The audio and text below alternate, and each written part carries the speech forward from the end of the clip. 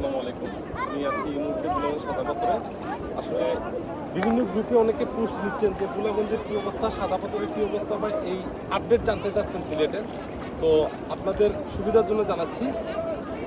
দেখবেন কমেন্ট বক্সে অনেকগুলো কমেন্ট আছে, ধরেন রাতারগুল নৌকা সার্ভিস, সিলেট লেগুনা সার্ভিস, অথবা অনেক বেশি কমেন্ট আছে যে পর্যটন স্পটগুলোতে যেসব দোকানদার আছে ওরা বেশিরভাগ কমেন্ট করে যে আসেন আসেন চলে আসেন, ওই পর্যটন স্পট একদম সুন্দর চেহারায় আছে বা সেই এরকম একটা বুমবাং কমেন্ট করে। আসলে ওই যারা এইসব কমেন্ট করে ওরা বুঝে না যে মানুষ ঘুরতে আসে কেন, মানুষ ঘুরতে আসার উদ্দেশ্য কী।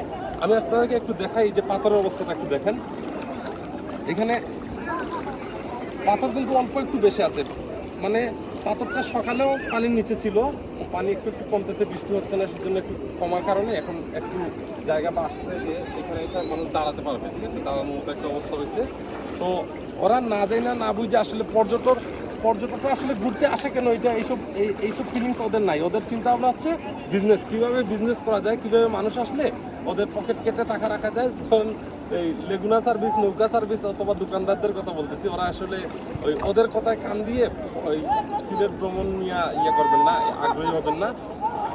আরও কিছুদিন অপেক্ষা করুন, হয়তো 2-4 দিন বা 1 সপ্তাহ বা 10 দিন সর্বোচ্চ, ঠিক আছে, অপেক্ষা করেন, পানি কমে যাবে ইনশাল্লাহ।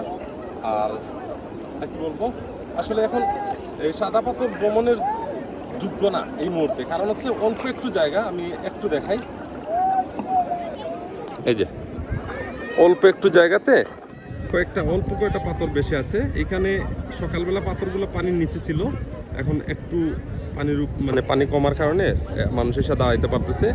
আর বর্তমানে আমাদের বুলাগঞ্জ পর্যটন স্পটের নৌকাঘাটটা আছে ইউনো মহোদয়ের নেতৃত্বে বা ওনার আন্ডারে আছে, সেই জন্য নৌকাওয়ালারা মানুষ বাহিরের পর্যটকদেরকে এত বেশি আগ্রহমূলক কমেন্ট করে না বা ওই রকম কোনো ইয়ে নাই। কিন্তু একটা সময় সিন্ডিকেটের হাতে যখন ছিল তখন তাদের চিন্তা ভাবনা ছিল এরকম, মানুষ আসছে নৌকাতে তুললেই তো টাকা, এরকম চিন্তা ভাবনা ছিল ওদের।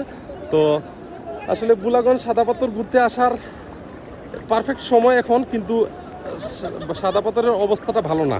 তো আরও কয়টা দিন অপেক্ষা করুন, পানি নামুক, পানি কমুক, পাহাড়ি ডলটা একটু স্থিতিশীল হোক, তারপরে আপনারা আসবেন। আমি একটু দেখাই এই যে পানি কি স্পিডে নামতেছে, এই জায়গাতে একটু দেখেন, ওদিক দিয়া প্রতি সেকেন্ডে কত লক্ষ লিটার পানি নামতেছে তা বলে বোঝানো যাবে না, ঠিক আছে। তো ভালো থাকবেন। আসলে যদি ভুল কিছু বলে থাকি ভিডিওতে ক্ষমা সুন্দর দৃষ্টিতে দেখবেন।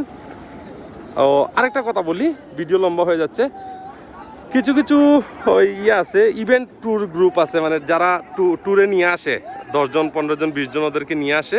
ওদের একটা দোষ হচ্ছে কি, আমি আসলে গতকালকে কয়েকটা গ্রুপে পোস্ট দিছি ওই যে সাদাপাথরের অবস্থা ভালো না, আপনারা সাদাপাথর ভ্রমণ আপাতত স্থগিত করুন, এই পোস্টগুলো অ্যাপ্রুভ করে নাই। গতকালকে কয়েকটা গ্রুপে পোস্ট দিছি, এগুলো অ্যাপ্রুভ করে নাই। আর দেদারসে মানুষ পোস্ট দিচ্ছে যে সিলেটের অবস্থা কি, ঘুরতে আসতে পারবো কি না, কালকে আসতে যাচ্ছি, পরশুদিন আসতে যাচ্ছি।